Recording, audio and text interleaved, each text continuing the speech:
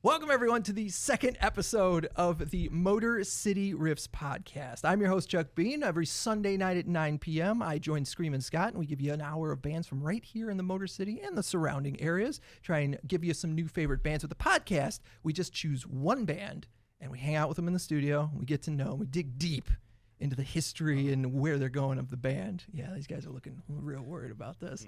Today we're talking to the band Hillbilly Knife Fight. I've got 5/6 of the band from what I understand. I've got the bass player John over here on my left, Jerkweed on the vocals, number 9 on the trumpet over here, Benny on the baritone sax, and then Nick on the drums. Fellas, how's it going? Great, man. Good. Going. everybody's like, do you want to say it? Who talks? Right. So who goes first? So let's start at the beginning. The band name Hillbilly Knife Fight. Where'd that come from? Whose fault is that? That fault is mine. Okay. Why is the band called Hillbilly Knife Fight? Why? Because I like to have all of our bands that we've been in, like our band before this was Dirty Mitten Funk Band. We were more of a funk band. Sure. The band I was in way back was the Juan Valdez Love Machine. So that's a kind of good come band up name. with these big crazy names. You're a killer on band names, have man. A pool of the names, you know. Right. Do you have like a piece of paper someplace? Like when you get a band name, you're like, oh, I gotta write that down. We actually used to have a fake MySpace page where we had the influences for like some fake band, and it was just a whole giant list of bands that don't And this exist. was one of the names on the list, actually. Nice. You guys were an influence before you even a band. Right, yeah, So I had to go back to the list and pick something out. So where does Hillbilly Knife Fight start? Like what year did you guys all get together and be like, this is what we're gonna do? 8 years, I think. 8 years. This would have been our 7th beer tent, so 8 years ago. Okay. It's a tangled web. Yeah, it takes of different bands meshing together over Sure. the last decade. Well, yeah. See, like we started about 8 years ago. We had a different bass player, and he played with us for about 3, and then he left, and then we got John, and then he was also a songwriter. Bill, our guitar player, is our main songwriter, and Sure. John at the time was. Well, he wrote those songs. Obviously, he wanted to take his songs, so we kind of restarted. And so this band is what we've been for probably 5 to 6 years. Like With John? currently. What? Yeah, With John, Hillbilly yeah. 2.0, 4, yeah. Oh, is it 4 or 5? Okay, maybe my timeline's off. And then everybody in this room except for John was in Dirty Mitten Funk Band. Sure. And when that dissolved, That defunct. we were kind of like, we want to do something more, but we want to go heavy this time, but keep the horns. And Okay. So that's Well, that leads into my next question for those of you who haven't heard Hillbilly Knife Fight before, and you will. Trust me, we got a couple songs to play for you here. How would you describe what you guys do musically? everybody take this looks one? around. Yeah. Because we don't want to have a description. We kind of want to be our own. Absolutely fringe. fair. No, to me, from what I've listened to of you guys, your two records that you have out, it's not quite metal, but it's definitely heavy. It's heavy rock I go with that. with horns. I go with Yeah. that. And then we say that to people, and they go, "Oh, it's ska." No, it's not ska at all. Right? Yeah. No, there's Not no yet. there's We no haven't done a ska upstroking one on the yet. guitars or anything. Right, but, right. It's angry, aggressive guitars. Right. Angry, aggressive vocals. But What was the decision making process as far as like, hey, we're gonna have a heavy band, but we're gonna have a horn section?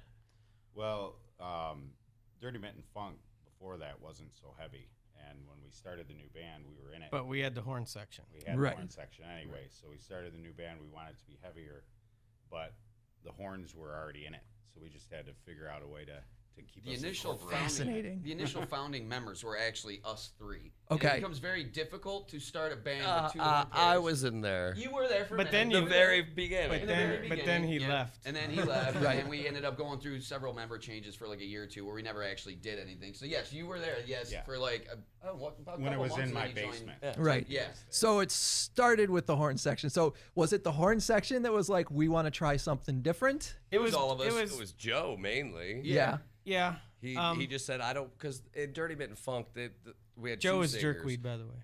Okay. Yeah. Fair enough. You can call me Joe. I'm They just- rapped in it, and I remember you saying, I don't want to rap anymore, and I want to be heavier, and that's when us 4 got together from Dirty Mitten Funk, and we tried out guitar players and bass players, and things were going really slow. And then I had another opportunity to go to another band, so I left them. And they were stuck looking for not only a bass player, guitar player, now a drummer. And now a drummer as well. So I stayed with this band for a year. That dissolved, and then when it dissolved, I called them back, and they're like, "No, we're still looking for a drummer." Ooh. And I had a bass player from the band I was just in, so I'm like, "Well, I can bring a bass player too." And by then, they had found a guitar player, and it was kind of set from there. Sure. And speaking of the guitar player, Bill, who's not here, he was the piece. He was.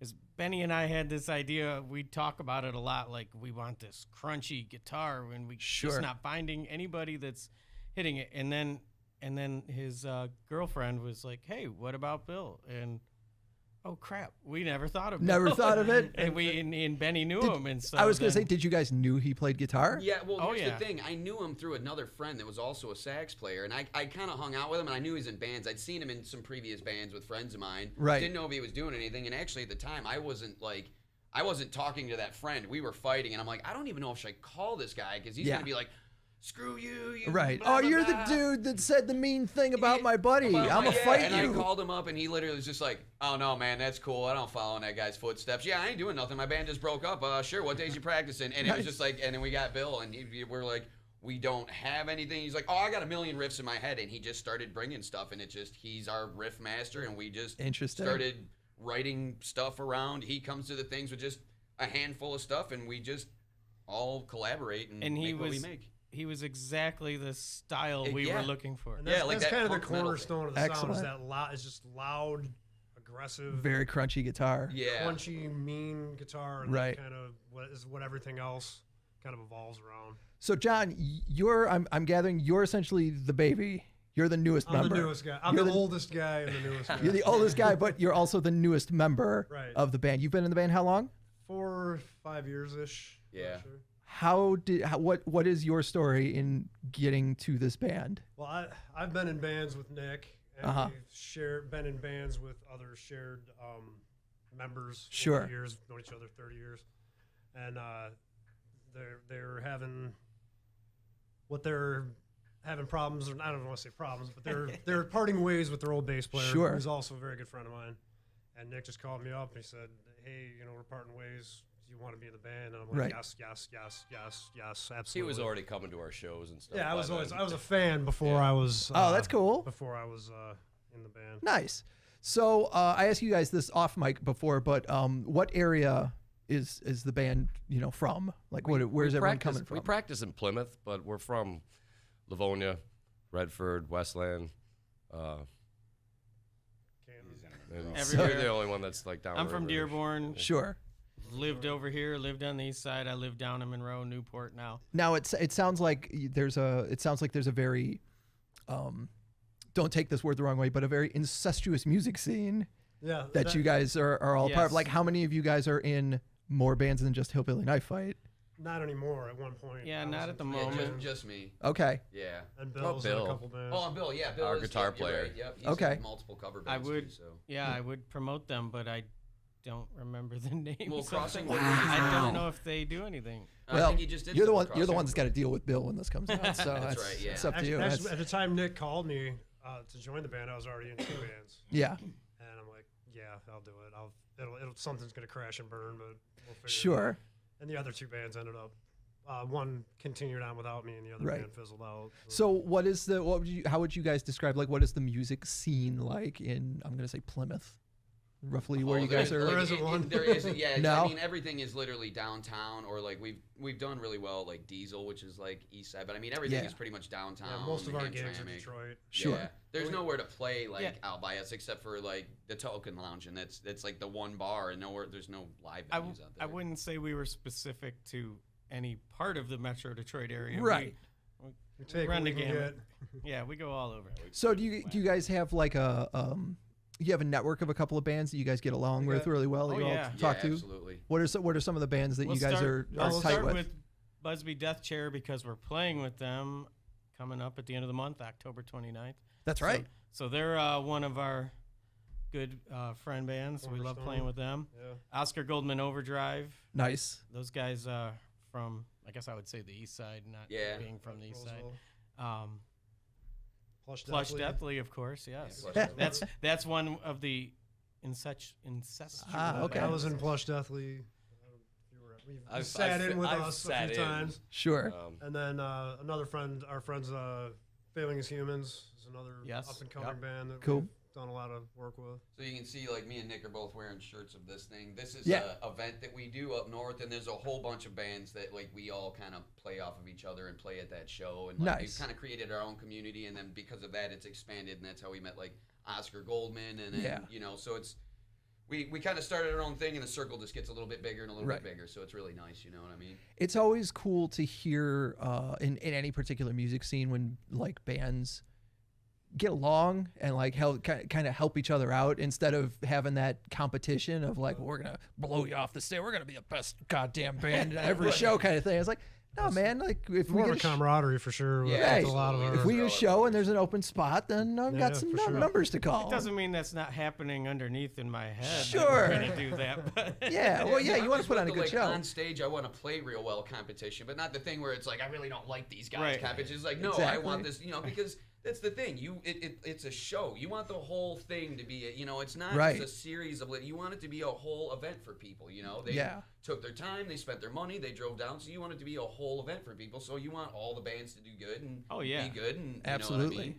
You don't want to go up there and have anybody crap the bed so you can point at them and go, ha, no, ha, ha, absolutely we not. won. Right. I want to be friends with everybody, and I Everybody, want to have absolutely. good shows. And we have. Fun I mean, times. we've done amazing, just meeting people and networking with all the guys, you know. So it's been great, you know. Excellent. So what you said you play a lot in the metro area. You mentioned like the Token Lounge and you know, some downtown areas. What's some of the biggest? Have you done any like opening for any national acts?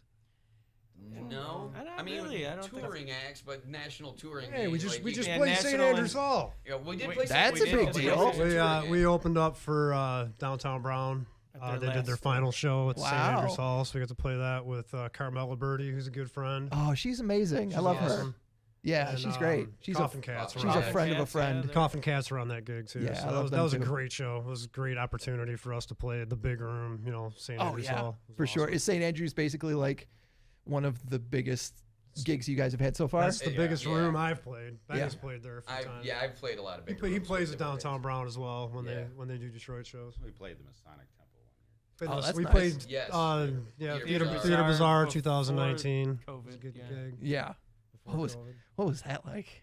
That was awesome. Yeah. Were you? I imagine you had to be well received because Theater Bazaar is just it's like everything goes kind of thing. It's Yeah. like, Yeah, oh, of course we're- it's a heavy band with a horn section. Why not? Yeah. Yeah, we were on kind of early on one of the upstairs stages, but we had a pretty good reception. Yeah. Oh, but the yeah. stage we were on was perfect for us. If It was all. It Yeah. was like go online playing and in the look at third ring of hell. photos. Yeah. Yeah, yeah. pentagram and flames and Sure. things and all 25-foot tall around. Yeah. Baphomet statues. Yeah, it and, was- like it was awesome, It's a dude. good room. Demon girls dancing in cages. It Yeah. was pretty awesome. So, Joe, you mentioned, and I want to make sure to mention this a couple of times, that you guys have a gig coming up as of this recording, Saturday, October 29th, Parts and Labor.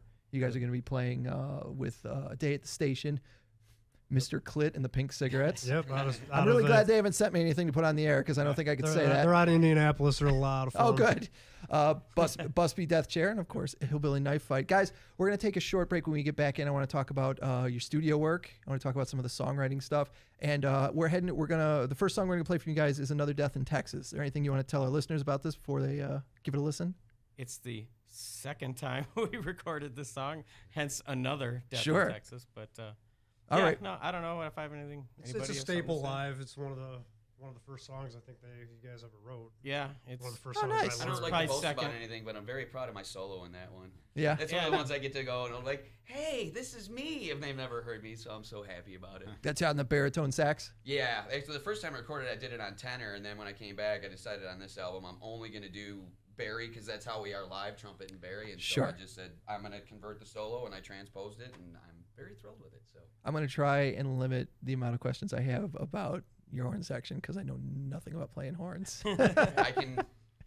He'll teach school you. everything. That's right. We'll All tell right, you. well, let's go into break. We'll be back after this. This is Hillbilly Knife Fight with Another Death in Texas on Motor City Riffs. Welcome back to the Motor City Riffs podcast, our second episode with the band Hillbilly Knife Fight. You just heard the song Another Death in Texas. And before we went into it, Joe, you were saying this is the second time you've recorded Death in Texas, hence it being Another Death in Texas. The first version is on your 2019 record. What is it, Burning a Hole in the Sky?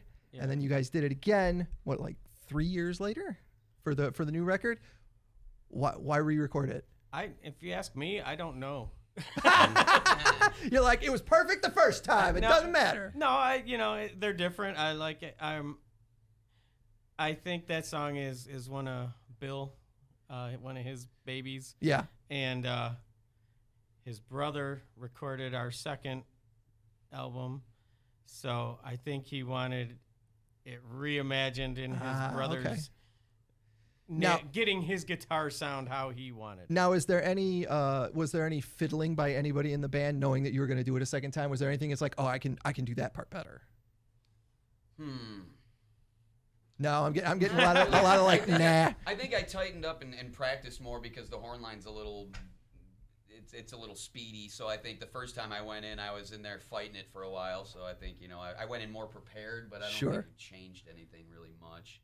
For me on bass, when we recorded the first album, I only had been in the band for like a year. Okay. Not even that, like 6 months. So I hadn't just learned a lot of these songs. Yeah. So this time I did take a little more time to like put my own. You felt a little bit more comfortable. My own little 2 cents into it, right? Maybe, but that was about That's a song we play at almost every show. It's a great song. That's why I wanted to start with it. And so because of that, yeah, I mean, it's just basically the same both times because we just pound it out. Bash that out live. You think actually, now that I'm thinking about it, we should do something different with it just to screw with people. Dance remix. I didn't mean to start a problem here. No, it's not a problem. It's ideas. We always like to. We love ideas. Right. So as I said, you guys have recorded 2 different albums. The one in 2019, Hellbound and Down. Is that the one in 2019? Have I got that right? The first one. First round was Burning a Hole in the Sky in 2019. Tell me a little bit about putting that one together. What was that process like? It took a long time. That's for Very sure. long time. Yeah, it took a long time. It was what like how long is a long time? A year, maybe. Really? No, the year is just. Well, no, it's longer than it's longer. Yeah, that's what I thought. Yeah. Yeah, John here. We do everything on our own. That was recorded in a basement in Ypsilanti. So, okay. We took our time when we had time to get in and actually get some work done. And then there was many remixes. So is that recorded in essentially the practice space? No. Okay. No, so our friend Adam Wilkinson, he recorded the first one. Wilkinson Media. Yep. He does recording and sound and video. And it was just a matter of like piecing out time when you could. His time, our time. For sure. 6 guys in a band, try to get any one person nailed down or 2 for people sure. nailed down for sure. I can understand why there's so many 2-person bands nowadays because it's very easy to just make sure the other guy will be at practice. Right. Instead that's what takes so long for us because everybody. Oh, did you guys do your horn parts yet? You got to go in and record your horn parts, and right. Oh, well, we got to wait for John to go do his bass part first, and Okay, so and then I'm the most antsy because I'm like last, so I'm just sitting there waiting. Right. Like, come on, guys. That was something. That was something I wanted to ask because I said earlier that I know I've never been in a band with a horn section, so I know nothing about this. But I have been in bands and I have been in the recording studio, and in my experience, you get the drums first, and then you get the bass and the guitars, and then you get the vocals. And sweet. Where do the horns fall when you right before the vocals? Right before the vocals. So you get the whole song in there, and then you drop the horns in, and then the vocals are the last thing to. Sometimes our horns can be cues too. Just in case you get in the studio and you get caught in the repetition. A lot of times it's like, I'll wait for the line, and then I know when to come in. So that helps. Him too. For sure. But there is a slight change to what you said about the basics of it with this band because they are Bill's songs, like the musically. And so he is like the master of where all the parts go. And so I think him and Nick actually went in and laid down like the ghost tracks at the beginning. Yep. Sure. And then it's Bill's brother, Nick, who recorded it. And so they, instead of bass like you would think, it was guitar and drums. Did Nick record the Burning a Hole in the Sky in 2019 or the new one? He recorded the new one. Hellbound and Down. Sorry, okay, no, that's fine. I wanted to clarify just to be sure. So yeah, you guys record that one, and let me write this down because I want to ask you about your songwriting later. So you guys record the one in 2019, and then there's, like I said, there's like 3 years between that one and recording Hellbound and Down. What are you guys doing in that 3 years? Just playing out everywhere? Well, COVID was in that there. was the COVID years. Well, yeah, obviously. Kind of slowed everything down for a little bit. Yeah. So We actually didn't, that whole time, we really didn't stop. Okay. We've got our practice space is actually in a storage facility. Sure. And neighbors aren't going to complain. Yeah, and they were telling everyone stay inside, don't go out, and all that. Right. Well, we didn't really pay attention to that. We went and we did our thing. Well, and with the absence of Joe. I wasn't there for probably like a year. Yeah. Was there a reason for that? Because have heart disease and I'm diabetic. No, that's a perfectly acceptable reason. Vaccines, so Sure. I was not coming around. And I mean, it doesn't mean anything, but that never bit you guys in the ass, right? No. I would imagine you wouldn't be like, yeah, we were practicing even during COVID if We like stayed and all of us 6 feet caught it apart. kind of thing. And we wore masks. Yeah. Right. It's For sure, a for big sure. jam space and there was never any thought. We were waiting for Joe to come back. Basically. Yeah. We knew his situation. Yeah, we're just- We would bring in guest singers to our Yeah, we do practice. covers and bring in guest My brother singers. sings in Yeah. Failing as Humans, we mentioned earlier, and we'd bring him sometimes, or our buddy Jeremy from Plus Deathly. Yeah. I mean, we would have guest singers while Joe was out, 6. which kept us, Kept our chops fresh. out. Yeah. And Should have just got him just Joe a laptop and get him on Zoom. There'll be a little delay, but it'll be fine. all right. Well, I think at the time, actually, I was having a heart issue Oh, okay. also. So I wouldn't. When I came back, I wasn't sure if I was going to be able to come back. remember that. Sure. Like the first practice, I don't know if I can muster it, and well, Now- that's long out the window now. But Now, if you don't want to talk about it, then you don't want to talk about it. And that's fine. No, I'm fine. But what is it like being a vocalist in a band when you do have like a medical issue like that? Like, what is there ways that it limits you? Is there things that you have No. to be aware of while you're doing it that you're like, if I feel this or I feel this, then I need to stop, kind of thing? no, I just hope I don't drop on the stage or something. A noble way to All go. of us hope that But too. Everyone will remember that show. we played a show at the Blind Pig a few years ago, before COVID, and Benny and I were walking down back to my car or something Sure. to grab some equipment, and we were walking like the 2 blocks, and I'm like, man, I'm out of breath, and Yeah. I had already had I had a triple bypass in 2007. Okay. So I had already knew the symptoms and the feeling, and I'm like, Yeah. Let me- it's flaring back up. Let me take a Something's minute, kind of happening. thing. Yeah. Now, with that being said, there is a question I like to ask every single lead singer that I talk to, and that is, do you help load? Do you help load out and load in? Because if you don't, I will say now that I don't, because I have like a 5-pound weight limit of what I'm allowed to lift. I guess But that before lets you that, off. I did. Yeah, I he did. guess that lets you off the hook. I suppose. He's all kinds of messed up. He's got bad heart, bad back. But he's got a great voice. He's got a great voice, man. That's all we need, man. Yeah. All right. Yes. So like I said, there's about a 3-year wait between albums. What was the like when were you guys starting to think we got to go back in the studio? We got to do more stuff. We were literally doing it the entire time. Like, Really? The second one was Like as 3 soon as you years. got Burning a Hole in the Sky done, you were like, okay, pretty- it's time to do it again. Yeah, we already have, because you notice there are only like 5-6 songs because we got this many written. Yeah. Wrote in. Right. Let's go with the next one, so Sure. we just start up right away. We're Now- ready to start another right now. Yeah, now Wow. we have 4 or 5 new songs that we need to record. Nice. Excellent. So this is also, as I mentioned, I'm a little bit of a musician myself. So this is a question that I like to ask. I like to go around the room.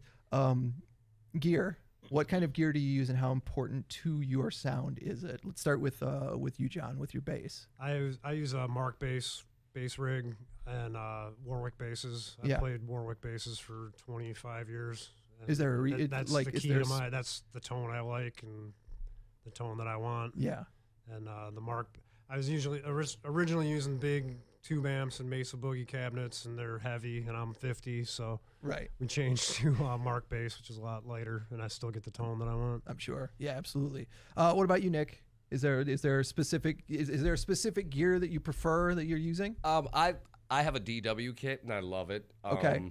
It is the Cadillac of the drums that from my Pearl exports to all my old drums that I've bought over the years. The DW kit's been with me forever, but 9 times out of 10, I don't want to say it's that many, but a lot of times I show up to a gig and it's like everybody's sharing the same drum set. Sure. So there's many times where I'm sitting on somebody else's kit for a show, which is always weird because it's going to be set. Yeah, they're going to be set up different. I bring my own cymbals, my own pedal. Somebody's going to have like 5 toms instead of just 2 toms.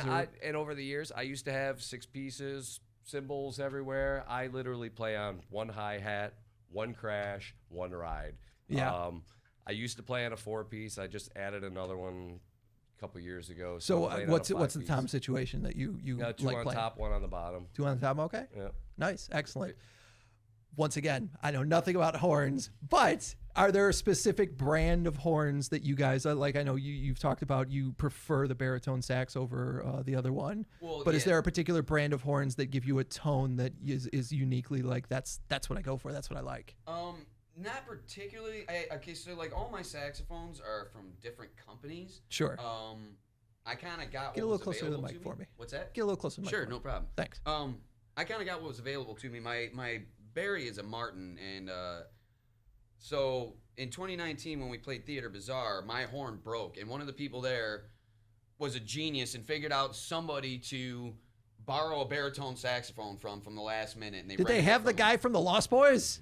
No, I just opened for that dude a couple months ago. Really? With Downtown Brown. Yeah, his name's Tim Capello. Wow. Yeah. Nice. And, he did that song. Yep. And but anyway, they found somebody that had they were like, but you have to be careful. This is like a $10,000 saxophone. Ooh. And so we had to like wheel it around, and they had like security follow me. So everybody stay away from my pretty saxophone, you know what I mean? And we got it back. Turned nice into and Gollum safe, from and I don't even Lord know of the whose it Rings. was. What's that? I'm sorry. Turned into Gollum from Lord of the Rings. Oh, like, yeah. my precious sax.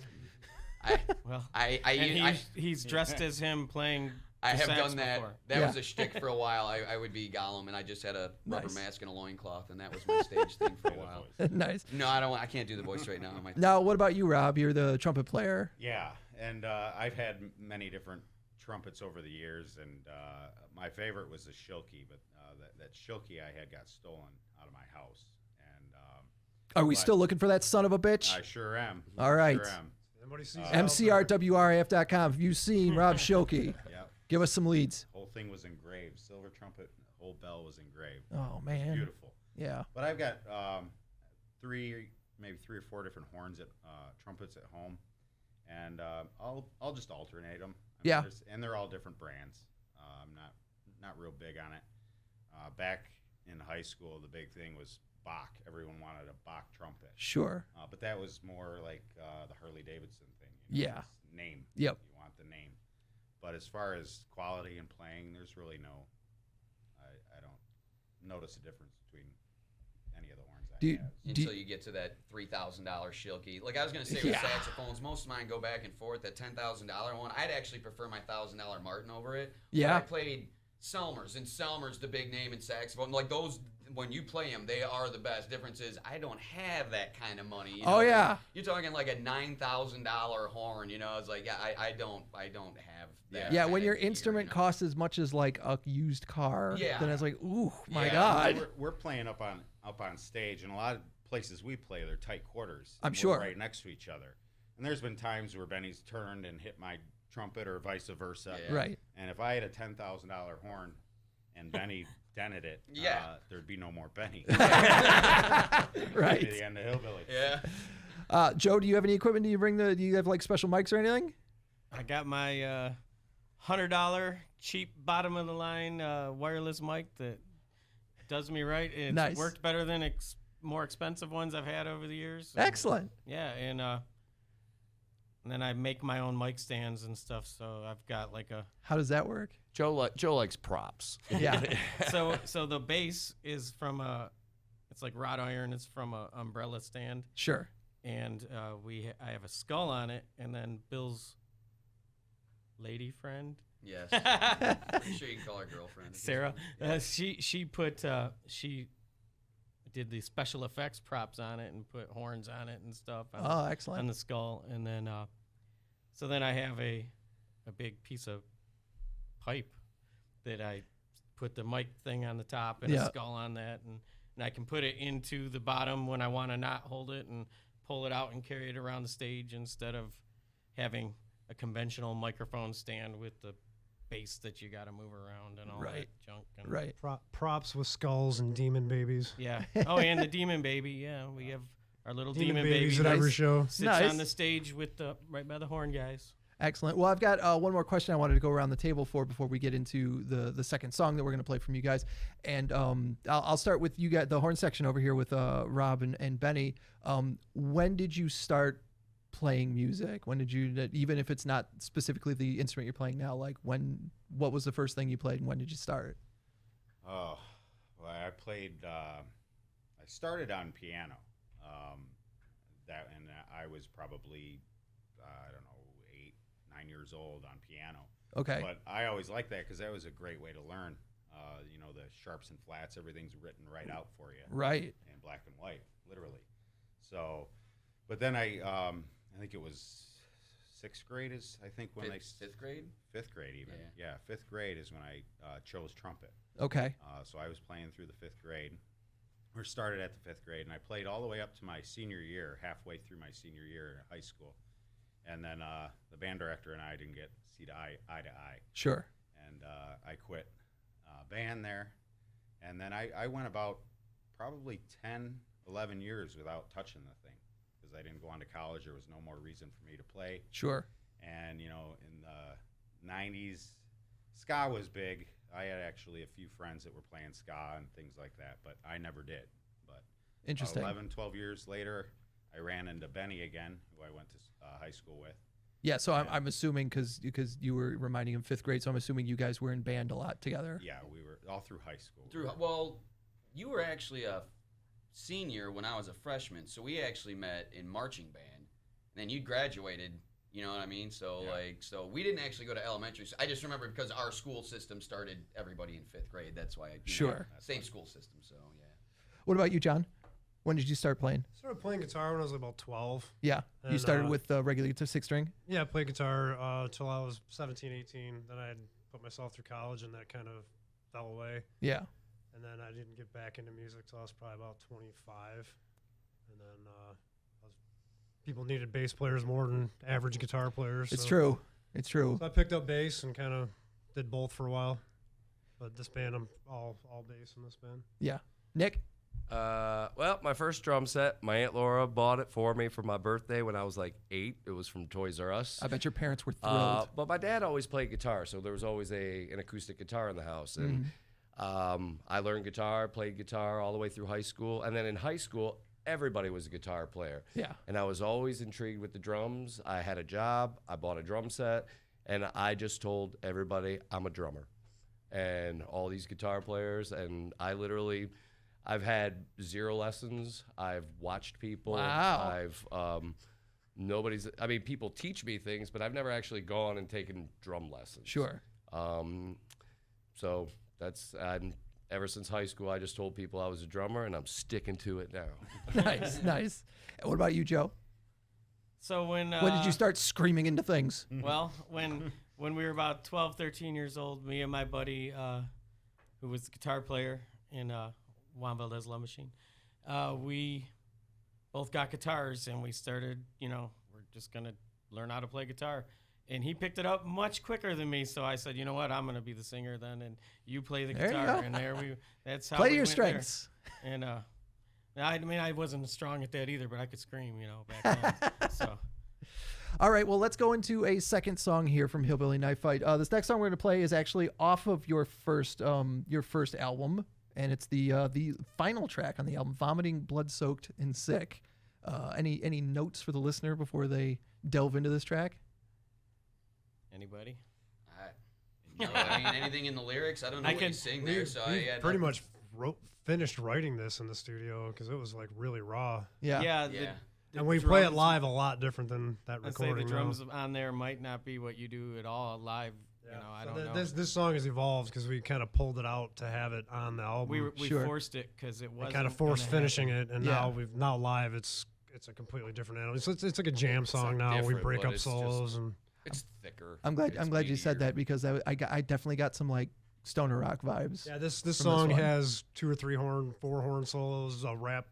Joe does a rap in it. Yeah. It comes back around live. It can be 10 minutes long live some nights. And Joe says some naughty words, so listener discretion is advised. We're going to come back in just a minute with more Motor City Riffs with Hillbilly Knife Fight. This is Vomiting, Blood-Soaked and Sick. All right, there you go. I think I said it earlier, but that gives me very Queens of the Stone Age stoner rock vibes. Maybe that like Caius' first album, The Queens of the Stone Age. That is Blood-Soaked. I just had it in front of me. What is it called again? Vomiting, Blood-Soaked and Sick. And Sick from Hillbilly Knife Fight.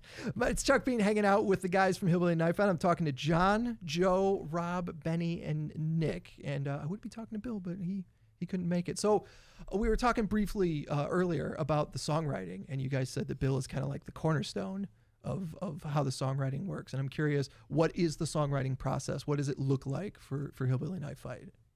Well, Bill basically brings a riff to the table. Okay. And it's a raw riff, and actually he might bring 2 riffs and we piece them together. Okay. But everyone writes their own parts to it. Okay, so Bill's Except not for maybe Nick.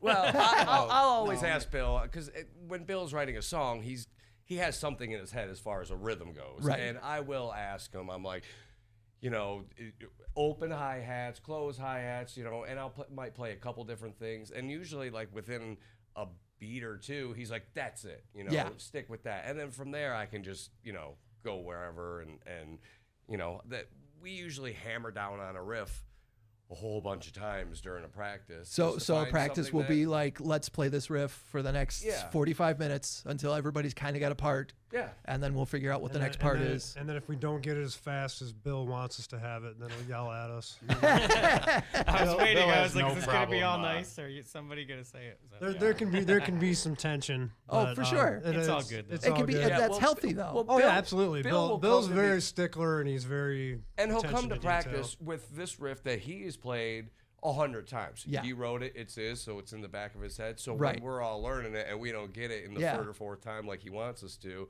we get the stink eye from him or He's tired of playing it at half Luckily- speed. Yeah. Anyway. Luckily, that just goes for these two Yeah, it guys just goes for because me and John. they generally get to write their own parts, and Right. I do all my own things. Right. So Right. we don't get that. Sometimes, and we all work on suggestions from each other too. Like if Sure. somebody hears something, hey John, you think you could slap there and try that, or and then you do a lot of the structuring because of not only your voice, but you have a pretty good idea of structuring tunes where you're like, I want that to double up right there and add a guitar solo. You know what I mean? So between you and Bill, you guys do a lot of structure. So it's all kind of based on that, but we also feed on each other and take suggestions. And me and him, I mean, obviously write off of each other all the time. Yeah. It's like sometimes when we don't know what to do, we'll literally both just sit there and improv until it's like, what's that? Go back and do that again. You know what I mean? And then we'll turn that into a line. Or sometimes somebody will just have something in their head and they're like, no, be quiet. I got it. And then you just noodle it out. And so there's always like a different process, I guess, in every song and every part. It starts with Bill bringing a riff or 2 riffs. Like I got a chorus and I got a lyric part. Right. We need an intro. We need an ending.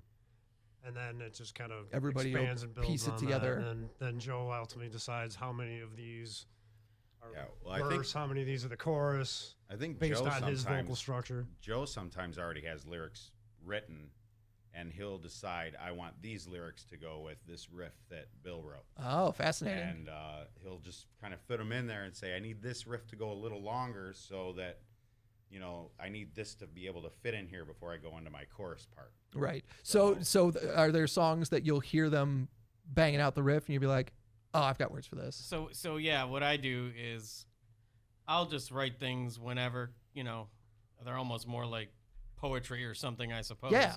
And then I keep them all in the little bank, and when they're playing riffs, coming up, writing a new song, I start going, listening, looking at my stuff, because I usually have some rhythm in my head too when I wrote it, and some kind of vocal melody. Yeah, what pastes well into this, and then I find the one that works. But sometimes I don't find one, and then you just have to write one on the fly. On the fly, or no, those are the ones where it takes forever because I'm trying. This isn't working, But yeah.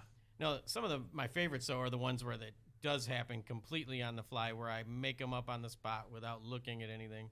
And then you have to quickly POS. scribble them down. Yeah, POS was like a one. I wasn't even there for it. I come to the practice and yeah, we wrote a song. I was like, this is the horn part. Okay, and then I heard a lick and put it in, and it was in 2 practices. The song was done. Yeah. Other ones were sitting there for 6 months. Our newest one, Slow Burn, I just had some little snippets of stuff where I couldn't put them anywhere, and I was like, I'll just throw them in this, and bam, they all worked. So which do you prefer, Benny? Do you prefer to walk into practice and they're like, here's your part, or do you prefer like to have to figure out your own part out? You know what? It really doesn't. I've done so much with so many bands over the years. Yeah. Sometimes I go in and somebody has something written. Sometimes I have to make something up. Sometimes you have 3 months to figure it out. Sometimes you have to do it on the fly. I love the challenge of any of it. So yeah. If they show up, I do like when the song's good, obviously showing up and we're not droning on the same thing for 4 months or trying to figure out some part and it's killing me. Yeah, I love to walk in and go, I hear something and I got it, you got a part, and like I said, literally 2 practices. All right, we got a song. That's not generally how we write, but when we do, it feels really good. So when it comes to the trumpet and the saxophone parts, are you guys playing essentially the same thing on 2 different instruments at 2 different keys? Or No, we're in the same key, but we're a lot of times we harmonize, so they're not the exact same part. Okay. Just 2 different notes that go well together. Like yeah, like almost like a chord. So yeah, that's what I mean. Are you guys playing like an octave apart but the same part, or are you essentially playing a chord? Generally, it would be 1 to 2 octaves difference if I'm on the low and you're on the high, and then we do harmonies, and then sometimes we'll have counterparts to each other as well. Sure. Like there's a few songs that I do one riff, and then he actually does a completely different counter melody. Sometimes we do our own thing. Sometimes I listen to something and I go, we'll just follow the guitar, because if we don't, it's going to start getting real marching bandy in here. Right. So you have to be a little bit, I think, careful sometimes about not trying to push the horn thing too much. I'm like, we're in here and it's cool, but I don't want to be a shtick either. You know what I mean? I want it to be a legit thing, not just, hey, we got this band and we threw these guys in here because it's shiny and it looks cool. You know? Right. Yeah. And they'll do backup vocals a lot too when they're not playing. Yeah, all the vomiting, blood soaked and sick was number 9. Yeah, vomiting. Nice. Pretending to vomit. Pretending to vomit. Yeah, we actually had one song that was before John joined the band, and it was one of those songs that our previous bass player had written. So when he left, he wanted to take that song with him. Sure. We wrote a totally different song later with these guys, and it was probably a year after we got it all down and together that I realized that the lyrics to this song were the same as that. As the song that the bass player take, you just transplanted them from one song to a new one. Hey, they're my words. Yeah, they were his exactly. words. No, so absolutely. In one of our songs now, so those words still live on. So we were talking off mic briefly about some of our favorite bands.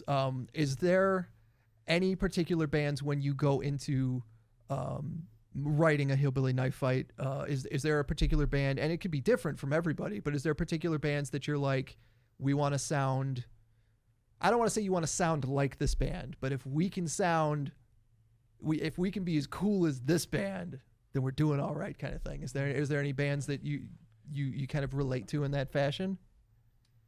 I don't know. No, I mean, I think in the writing process, especially, Bill's type of guy, he's not going to, there's certain tunes you go, you can tell who I'm influenced by, right? You know what I mean? There's certain songs you can tell, it's like that, well, he was feeling Clutch that day. Other ones, he was feeling a little Slayer that day. But we never really go in saying, hey, guys, let's make a song that sounds like blah, or you know what I mean? Let's do something that sounds like this particular band. If we do it, you can tell that we were influenced by it, but I don't think we ever have it mapped out ahead of time. I guess that makes sense. That's clumsily what I'm asking is what's everybody feel like your influences are? Oh, for this particular band. Well, it's hard to say. I mean, I don't know what all song over it the was. place. I don't know what song it was, but before it had a name and lyrics, we were calling it like the Clutch song because it sounded like a Clutch song. Yeah. Yes. Was it it the- was vomiting. That was vomiting. Oh, Yeah, that was something vomiting. That was sick. the one you There just you go. heard. So Hey, all right. before That we had opening lyrics riff. and that was even done, we literally called it the Clutch song because they had like that. It had that groove. Yeah. Yeah. Yeah. So I mean, we are all influenced by Tons of all different musicians stuff. are. Yeah. So Oh, it's- absolutely. I don't know. We've never actually like thought of, hey, we're gonna sound like this band or go in. Well, yeah, even on your Facebook, you say like punk, metal, rock with a horn section, anything, everything. Yeah. Yeah. Yeah, anything we've ever liked or listened to or along the way, that's what influenced us. Yeah. And when we will do this, I wouldn't say like a certain group or anything like that, but when we're writing songs, we will say, all right, our last song we wrote was more of a punk song, so this time let's have a little more of a like a booty dance-ish shaker or groove something. to it, as much as we would. but that kind of thing, or let's come with some heavy hitter. Or like the new one with the shuffle beat. Yeah. Like it's got like, I mean, I'm literally playing like a country beat Interesting. to it behind. Is that Slow Burn you're speaking of? Fish Fly. Or Fish Fly. Fish Fly. Yeah. See, these are the ones we haven't recorded yet. They're So you have coming to your come way. see us. Looking forward to So, it. And then we got what is the Slow Burn's almost a doom, like almost starts like a doom metal song. Yeah, and then we got some like kind of Middle Eastern sound. We put like a harmonic minor scale over it, so it has a little bit of a Middle Eastern feel to it. Nice. So we always try to do that too. We have one song called Mexican Suicide at the end. It has Yep. kind of like we just try to do what we do, and then if we feel something that we can throw another little flair in, well, we haven't done that before. Throw a little flair in there, and it I'm trying to makes for a good remember fun which formula. song We it really was. just- Oh, it was Earth and Sky that I was listening to. That I was like, this is great. I like this a lot. That's awesome that you say that because Bill hates that song. Sorry, We haven't Bill. played it. We will never years. play that live ever again. Oh, sorry, come on, Bill. it's all right. It's a cool. Well, time. speaking of playing live, so, and while we're on the topic of other bands and influence and stuff like that, do you guys only play originals or you got covers? we some usually mix in a cover. All right, At what least cover? one cover. What show. covers can people, if people come to see you at this show Saturday, October 29th, Probably the gonna Parts of play Labor? Slayer. What maybe. covers we looking Yeah, at? what were we looking at? I don't We know. haven't- You're we the don't one have that a writes the set set list list. So, yeah, go on. No, I was gonna say. I mean, I don't know. That's for a lot that of show. respect. Slayer Seasons of the Abyss is like our staple cover. Nice. That's the one. Mm. Lately, we've been playing Girls of Porn, Mr. Bungle. Cool. So Like that's one fun. from Metallica. One from Oh, yeah, Metallica with the we horn did one section. this summer. Interesting. It's a 10-minute song, so we have Yeah. to have a long set. That's- But we for take that. those first guitar solos and the horns do them instead Nice. of the guitars. Yeah. Benny does. Yeah, I do the one. And that's He got to was be part of the fun of like picking a cover too. Is Yeah. is going like, Getting okay, the horns in there. what part can we give the horns? Yeah. And we did Cowboys from Hell for quite a while. Yeah, Oh, little, that little sounds pretty cliche. awesome. The there, I guess. Domination, Domination. for a minute. Orion. Orion. Orion by myself. Yeah, when Joe wasn't coming to practice, we learned a Oh, couple. when I wasn't going, they learned a bunch of basically started a instrumentals. cover band for a minute. we and- did a bunch of instrumentals, so we learned Orion, and that's when we Nice. started working on one. I used to play with a bass player. That's how he would check the bass. Yeah, Every with live Orion. show, he'd start playing Orion. I'm like, I like it. come on, dude. But, yeah, if they had their way, we'd probably play more covers. But I don't like doing it. We just take a cover and make it ours, though. We don't do it verbatim. Yeah. Yeah, Usually well, jam yeah, on and it. that's the very first record that you guys have a kick-ass version of Misery Lou on there. That's pretty much in every show. It usually kicks off a lot of the shows. when I saw it, it immediately clicked. It immediately made sense. Like, of course they're doing Misery Lou. They got a trumpet player. It's gonna be awesome. He's gonna do the thing. And then like Matt or Bill like is playing electric, like distorted guitar. I'm like, oh yeah, this is the stuff. Yeah. This is good. So, as we've discussed already on this podcast, you guys have been around since 2019. If somebody were to start a band now, what advice would you give them? What lessons do you feel like you've learned in the last 4 years, 5 years? Earplugs. Earplugs? Earplugs is a good. I don't know, man. I still not doing it. I probably can't hear any of you, but Well, it's too late now. Talent's one thing, but just the people you start the band with, you got to get along with all of them. Yeah. It's camaraderie. It's important. And you can take 6 of the best musicians on the planet, and if they don't get along, it ain't gonna work. Right. Right. So, and I think that's why we've all gotten stayed around so long. Yeah. We all enjoy going to practice every week. Even on the way here, Rob was telling me, he was like, man, I kind of wish we were practicing tonight. Yeah. This is cool, though. We're still a band outing. Yeah. Right. yeah. But yeah, I mean, we're all friends. We all hang out with you. I've known John for over 30 years. Rob lives right around the corner from me. We're all really close friends anyway. So, getting together for practice once a week is nothing. It's just like hanging out with your buddies. And if you're going to join a band, join a band with your buddies. Yeah. I was going to say, to circle back around to what you're talking about, the writing process and all that, I think that's like one of the things that gives us like the uniqueness is we never really set out to do anything other than, hey guys, let's all just hang out, like get the 6 of us together and we'll make noises and see what happens, and it's literally just what becomes of it, you know what I mean? And I think, like you're saying, that's the most important thing, is just get together with your friends and have fun, and it'll come naturally. Don't force it, and at don't the be same afraid time, to suck for a long time. and you know You what? I got to was gonna suck say before that. you're good. Yeah, I guess- persistence is the thing, man. If you're a new band and you're young, expect to suck for about 3 to 5 years. But you know what? Just keep plugging away at it and try to just get out and do it. That's the other thing. A lot of bands, they get together, they're really good, and then they never leave the jam space. They never leave the basement. Like, just go out and just push and try to get out there and But see that's what fine happens. too. Yeah, that's like, my I wouldn't even. advice. Honestly, at my age and where I'm at my job, I don't care if we ever leave the basement. You know, I Yeah. don't care. I still have fun every week. I love playing the shows. I love having big shows. You know, the bigger ones, the better. I mean, that's part of the fun of But it the- too. but the honestly, enjoying like, yourself is if more I never important had to an you. opportunity to play live, I would still jam with my friends. Oh, I would yeah. still play my drums. I would still, you know, I'd still be playing music. So before we go, what's the future look like for Hillbilly Knife Fight? What can people, besides this show at Parts and Labor that we've been plugging all night, Saturday, October 29th, what can people look forward to in the upcoming year from Hillbilly So- Knife Fight? I hope. We plan to start recording this fall, winter, spring. So, best case scenario, hopefully there's something new next summer. Some right? new music next Yeah. summer? Excellent. And yeah, show wise, we will be out at Diesel in November 19th. Yep. All Punksgiving Eve. Thanksgiving. Nice. Local our friends in Duck Butter putting that show on. It's all punk bands. Cool. Yeah, and some other bands we played with before that are I don't have Aggro or Die was on there, and Come Out Fighting. Okay. We played Yeah. with those guys back at the Rockery Yep. back in the Okay, day. right on. Yeah. So, yeah. Well, thank you guys. Thanks for coming in and doing our second Motor City Riffs podcast. Thank you very Thanks much for having us. Yeah. And we're looking forward to more new music from you guys in the coming year. Awesome. Alrighty.